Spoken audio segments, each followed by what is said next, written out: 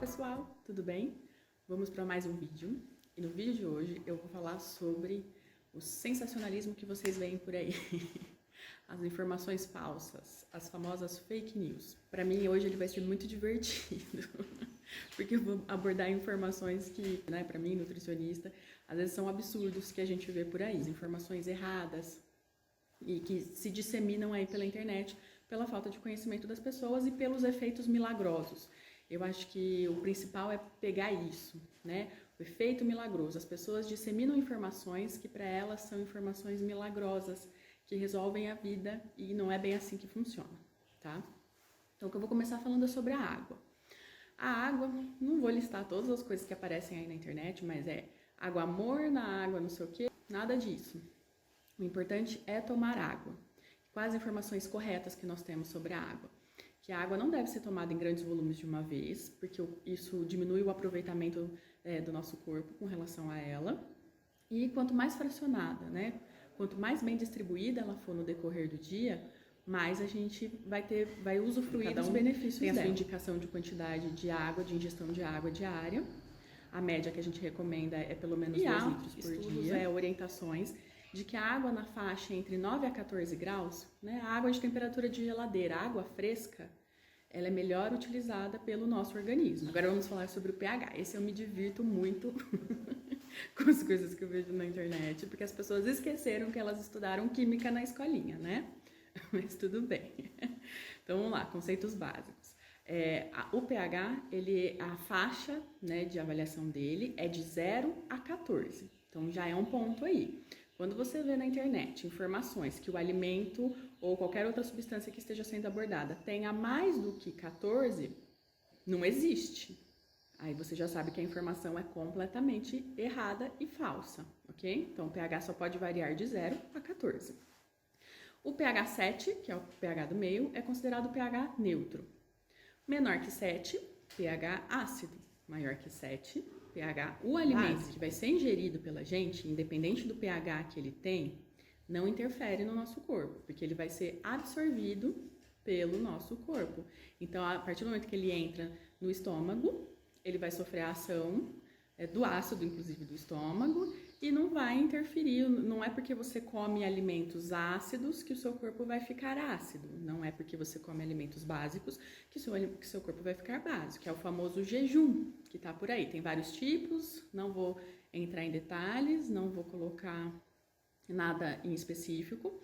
Um ponto só importante é que o jejum prolongado, ele diminui a taxa de metabolismo basal. O que é a taxa de metabolismo basal? É o quanto de energia o nosso corpo gasta para manter as funções vitais, para a gente respirar, para o coração bater, para o pulmão expandir e voltar, para o nosso sistema digestório funcionar. O corpo demanda uma energia. Isso chama taxa de metabolismo basal.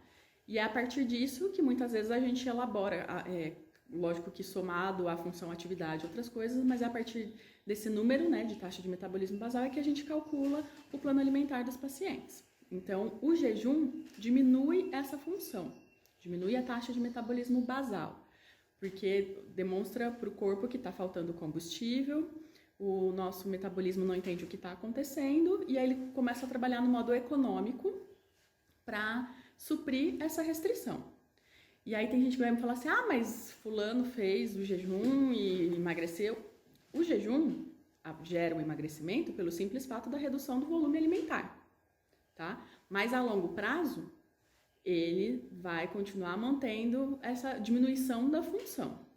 Então, precisa ter acompanhamento, precisa ter um profissional habilitado que tenha conhecimento para te orientar com relação a isso, tá? Não é simplesmente, eu vi na internet e vou fazer, tá bem orientado. Não, é só um nutricionista que pode te orientar isso, ok? Agora vamos para o outro lado. A gente pode melhorar o gasto energético total com atividade física. Tá? Então, quando se pensa no processo de emagrecimento, qual a continha que a gente tem que fazer, né? Qual a matemática aí? É controlar a ingestão alimentar, então ficar de olho no consumo calórico e aumentar o gasto calórico realizando atividade física, ok?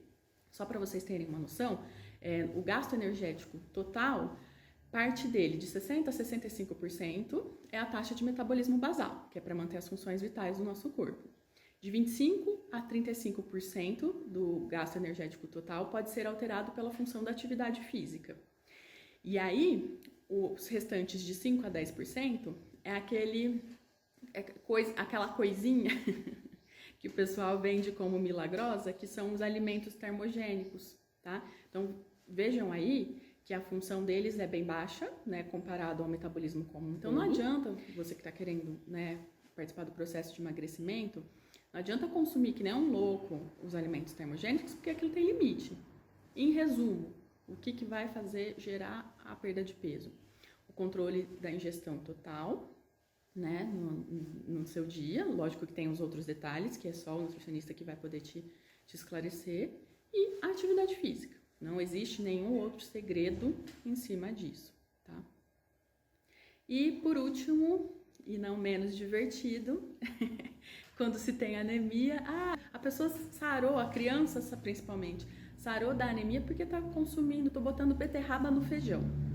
São alimentos nutritivos, sim, são importantes para se ter numa rotina alimentar, sim, mas eles não têm tanto ferro assim. Falei brevemente aqui para não ficar extenso, tentei abordar de forma séria, mas alguns me dá até batedeira ver algumas coisas que eu vejo por aí na internet. E a ideia que eu quero deixar aqui é: não se iluda. Procure a informação com o profissional adequado. Tudo que diz respeito a alimento, nutricionista. Espero que tenham gostado desse conteúdo e até a próxima.